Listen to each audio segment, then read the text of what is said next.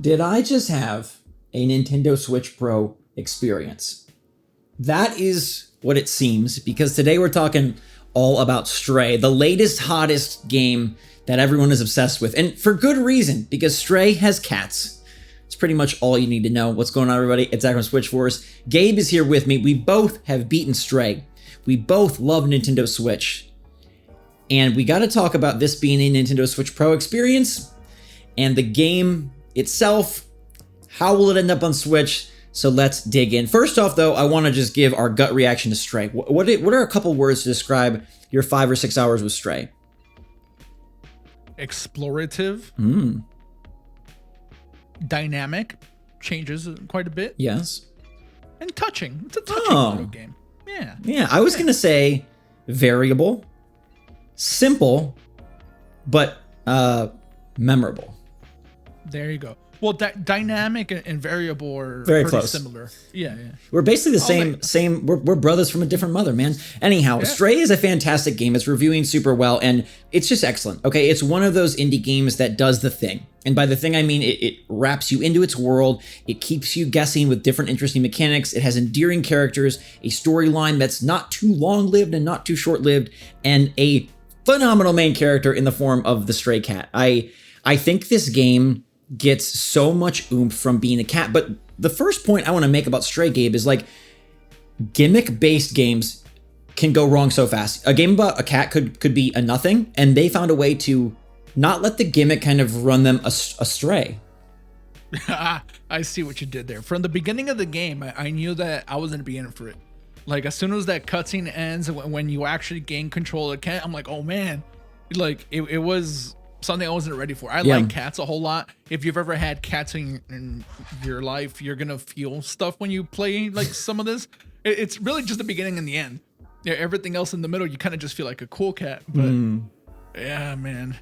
You've had a cat before, right? Yeah. So, by proxy. I think that the fact that they kept the gameplay so varied with the cat is impressive, because it starts off, okay, cat jumps, cat moves around, and they have the jump be prompt related, which initially I thought I was going to hate. So you can't jump. There's no jump button. You only jump when you see a surface and then press A or whatever button to reach said surface. But it really fits in with developing the cat-like nature of the game. They do a great job of making it cat-like.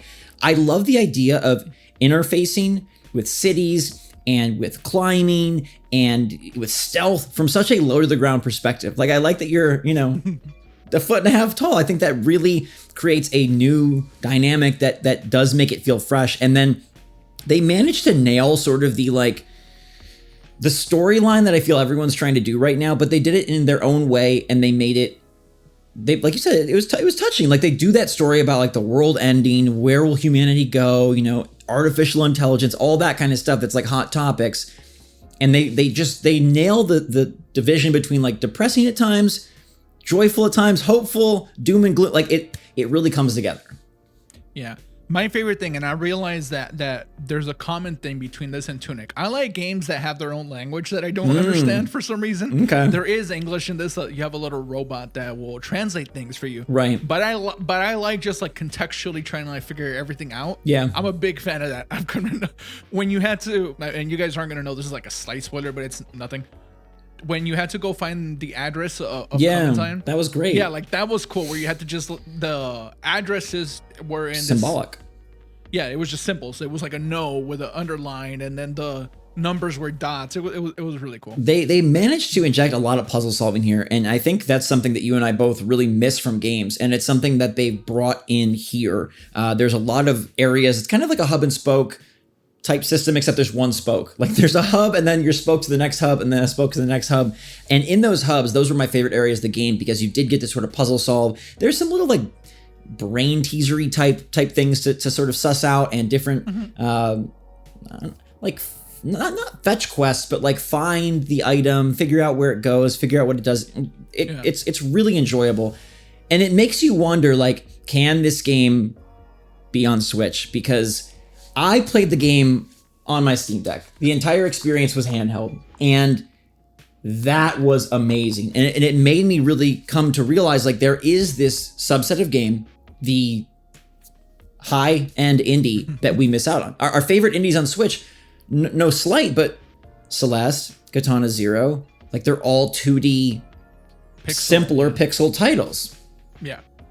I agree with you. I did not play handheld. Like, I wish I would have, but the game's so short that, you know, half the game was gone in one sitting. Yeah. So, I mean, I wanted to ask you, like, specifically how, yes, handheld, but where did you play? Like, in bed? Were you, like, outside? Yeah, I was in bed. I was on my couch. I was in the bathroom. I was outside. It gave me an experience that the Switch gave me at the start. Because remember when we first played Breath of the Wild on the Switch, we were like, holy cow, like playing this level of game on a portable is just insane. I remember I took it on a plane and I was like, life isn't real. Like this just isn't real. This is too cool. Yeah. And that has sort of faded because the Switch is commonplace now. It's the most popular console currently. The Steam Deck kind of redid it for me with Stray because graphically it's a significant step up from the Switch. I think control-wise, like I know some people think it's big and cumbersome, but I love the sticks on this thing. I love the triggers, and I felt like it was a notably upgraded experience. There was some slowdown, there was some lag. Like I feel like it would be really what the Switch Pro experience would be like. Yes, it's much better. It's not perfect. It's not play on your PS5 on your TV or your PC, but it really like that's how I want to play these kind of games. The pixel ones, the super cool 3D ones, and like Stray does need its visual prowess. Like it does need that better performance to really evoke the world it's trying to create. And I don't think the current Switch can do it justice. I don't think so either, but I do think that we might end up getting the game on the current Switch. It's published by Annapurna. Yeah. They have a history of putting a lot of their games on Switch. It has PlayStation exclusivity right now. It's there for 4 and 5 and PC. But once that exclusivity runs out, we've seen that games come to Xbox and Switch pretty close to each other, oftentimes together. Fall Guys is the latest example of that. But would you say that the Steam Deck experience that you had felt pro-like? Because like you said, you had the better visuals. The resolution on the Steam Deck's pretty similar, actually. Right. But you do have more detail and stuff like that. Did you think like, hey, this is what it could be like? I really felt like, okay, this is what we've all been jonesing for. I feel like this is the Switch upgrade we need. And if the Switch could do this, I think a lot of people would just sort of bow down and be like, okay, the Switch is great. The caveats that we have about Switch, if it doesn't run this well, it looks bad. The Fall Guys move in slow mo. Like we wouldn't have that. The lighting in Stray is really neat. There's a lot of really scenes that are just like moody because of the lighting. And there's at times many characters on screen doing fast movement. And I feel like that will be butchered by the Switch's processor. And having a system that can run it all really well, it does feel like the future. And you think about, it's been 5.5 years of Switch. That's a long time. So like right now the Steam Deck is kind of like the Switch Pro, and now Nintendo needs to get on board so we can have these kind of games on the Nintendo platform without being like, oh yeah, Stray's great, but don't play it on Switch unless you absolutely have to. Like I hate that conversation. Yeah, and I know a lot of people hate the Switch Pro conversation. I want to throw that out there, but like this conversation isn't about Switch Pro. It's more about Stray, right? And how we wish that this was like possible, and maybe it is, but it'll be like a way toned down version. And that's where Switch Pro comes into the conversation. We're not saying that it's coming. We're not saying anything like that. It's just we can't wait for the eventual day when one day we are able to have stuff like this. Is there anything that stood out to you about playing handheld? Because I don't think you would have finished this game as quickly as you did if it wasn't handheld. You're not a quick player. I am a slow player, and I think it's fitting into my sort of chaotic lifestyle that handheld works for, and that's why I love the Switch, and that's why I now love the Steam Deck. And it's having just, especially with a game like this, like a cozy moment where you're sitting there like, oh my gosh, like we just went into the sewers and the lighting's all moody, and it's like, and it's right in front of my face, it's right here in my hands. It's very hot and the battery life is low. Those are two things that I hope the Switch Pro, if there's a Switch Pro, could really improve. But I do think it just lends itself to certain players' lifestyles more. And I think this kind of game, it's one that, like you said, a couple settings you can be done. And for some reason, that just feels nicer on the handheld. I could have done it on the TV, but something about this game just, I wanted to play it handheld. I wanted to play it on Switch. It's not there. And when I saw how it ran and looked on Steam Deck, I was like, okay, I'm glad I didn't play it on Switch because it wouldn't have been the same. Yeah, I have to agree with you. Zach, I'm going to do something I don't often do. Uh-oh. I'm going to shout myself out a little bit. I posted a Stray video on my channel. Go look at it. Here be Gabe. Maybe there'll be a link in the description if we remember to put it there. But that will show you the performance on a higher end PC. Yeah. Like I said, you can play this game 2 places, PlayStation platforms or PC for now. Steam, yeah. And it's really well optimized. Let me just throw that out there very briefly. Like if you don't have the highest end PC, you could still run this.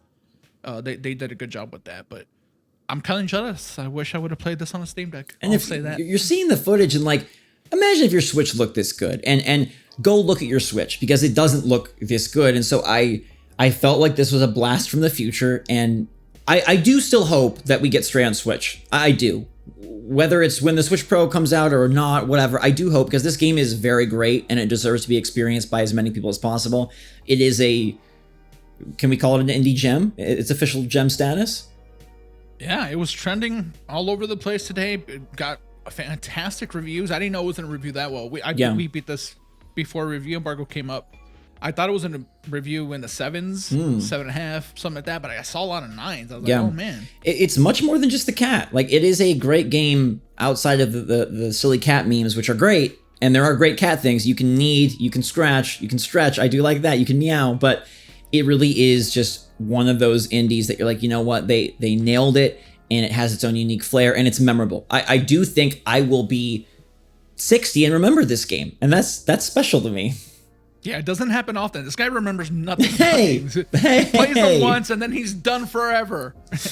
All right. Stray, we'll let you go back, Stray. Currently, it's Stray on Switch, but hopefully Annapurna does make that happen, and hopefully we have a chance to experience stuff like this on a better performing Switch. I think it's a missing link right now, and I think it would cement their whole philosophy this generation. I think gets hammered home with a better Switch, and I think it would silence all the people that say, like, get a Steam Deck, play it with better graphics.